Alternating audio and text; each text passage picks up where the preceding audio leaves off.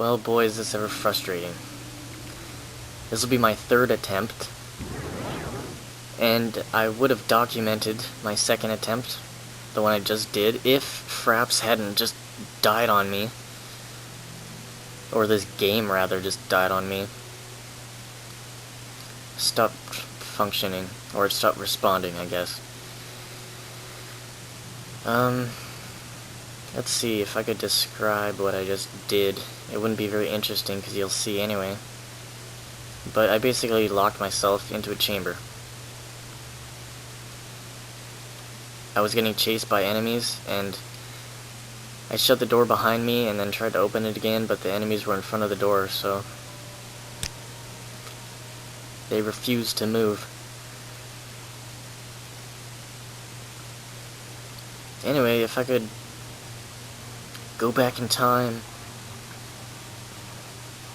for a brief moment, I will. What I am gonna do tomorrow, in fact, probably, is play a different game.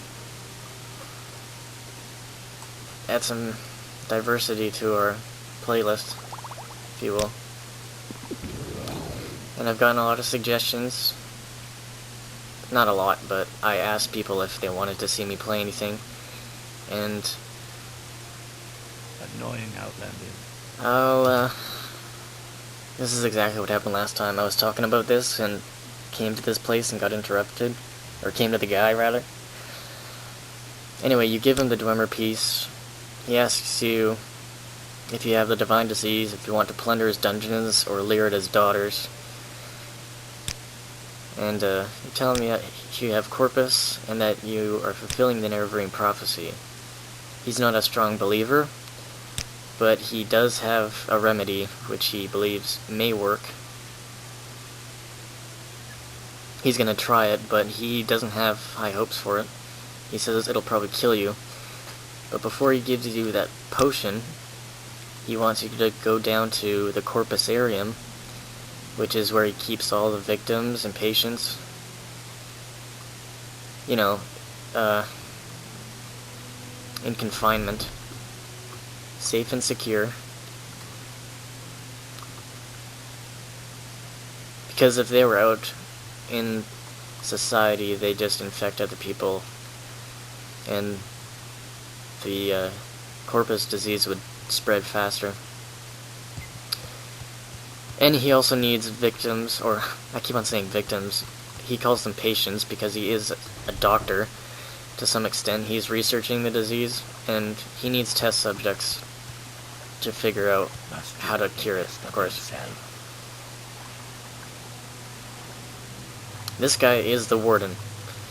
He warns you that you should, if you were to plunder the dungeon, you must endure their attacks.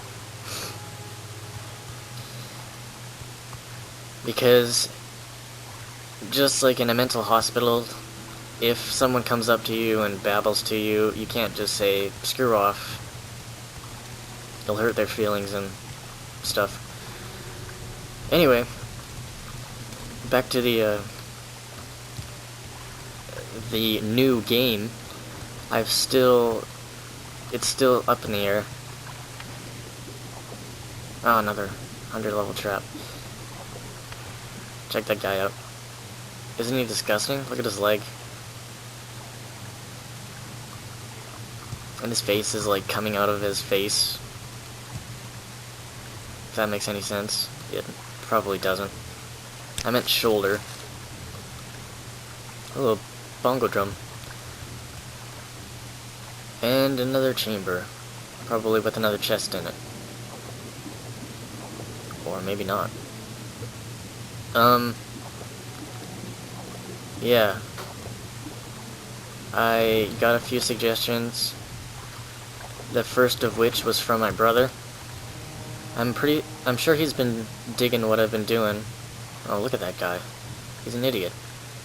He thinks he can swim. Because he was the person who first showed me Morrowind. Back when I was in grade 7, I think. It was a long time ago. But, yeah, he suggested that I do comparative game reviews, and that I choose a specific game from a series of games, like Castlevania, review it for one particular system, and then choose another game for another system, either earlier or later, and just compare and see, well, note the improvements or the flaws that they have between the two, you know? So, that's a really good idea, because there's quite a few games that I could do that for. Another suggestion was that I play Legend of Zelda: Link to the Past, which I'm not too excited about. I never beat Link to the Past.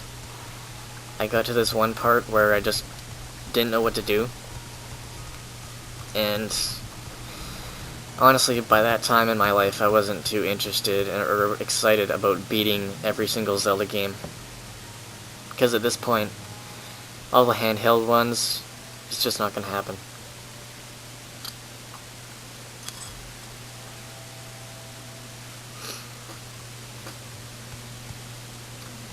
And I honestly didn't like it as much as the 360 or Xbox, or no, Nintendo 64 ones. Sorry, like Ocarina and Majora's Mask. I liked the design of Majora's Mask. Definitely an interesting factor. I guess I forgot to mention what I was doing down here. I'm supposed to meet this guy, Yagrim Bagarn. He is another Corpus victim, but he's built himself this lovely Wild Wild West like contraption, so we can walk around and do stuff. And he's somewhat functional. Look, he's even got a flatulence pipe or exhaust. So you can learn a lot about the Dwemer from this guy. He is in fact the last living Dwemer. Anyway, he gives you the boots, and he's very polite.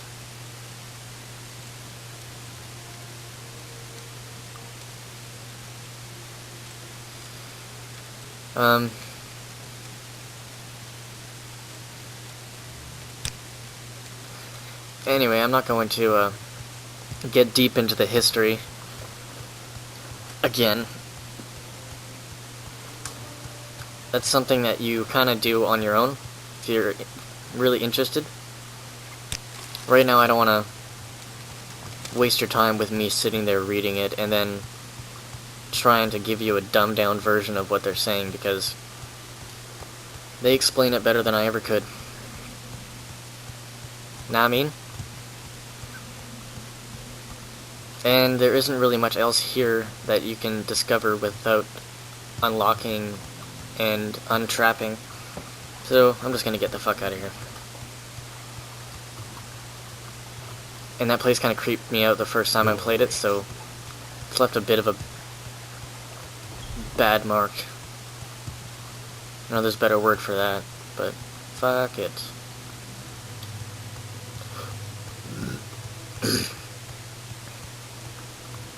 I don't know if I got any others besides that in terms of games that I could review. Oh, right, my compadre Klaus in the house suggested that I play, what is it, F-Zero-X? That's F-Zero Grand Prix for the N64. And I have played the original for Super Nintendo. You may speak. And I kinda liked it. It was really fast and looked really nice compared to other racing games. Boots first. Yes. Give me the potion.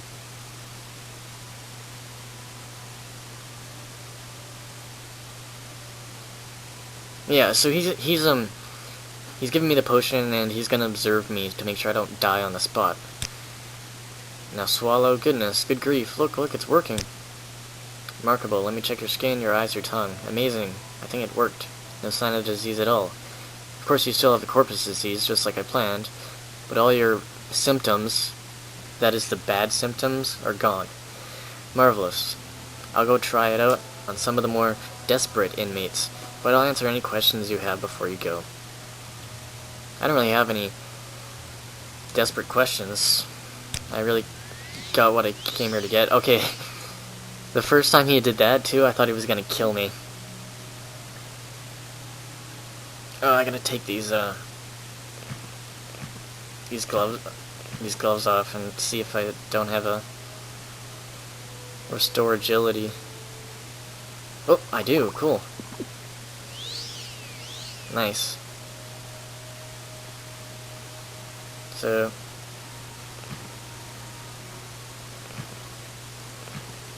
okay. What the hell? I just wasted my restore agility. Okay. First lesson. Actually, probably lesson number 5863.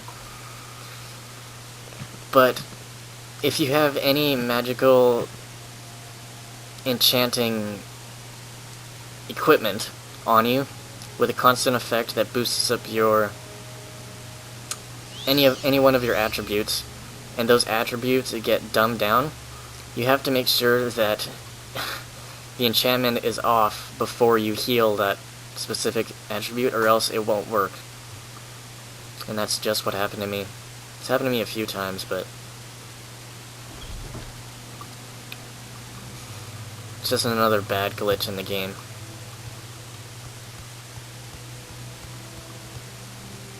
Anyway,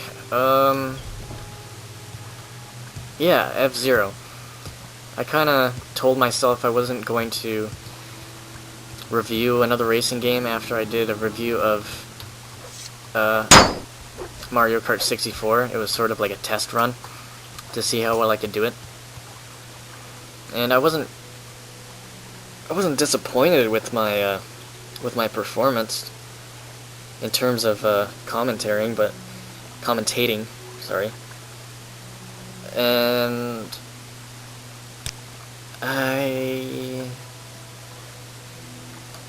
the only thing I was disappointed with was the lack of substance the game had. It's just the same thing over and over again, to be honest. I could only comment on what was happening right then. I couldn't really foreshadow any awesome events, unless it was like, well, I don't think I'm going to come in first this time. You know? You can imagine a racing game not being very interesting. Sorry, I was thinking of where this mage guild is in here, because I'm at Sadrith Mora right now. The Wolverine Hall. And we'll come here eventually, but this is the area I was talking about with the giant fungi that wizards love to live in. And this is what the town looks like. They're these little spore-like things.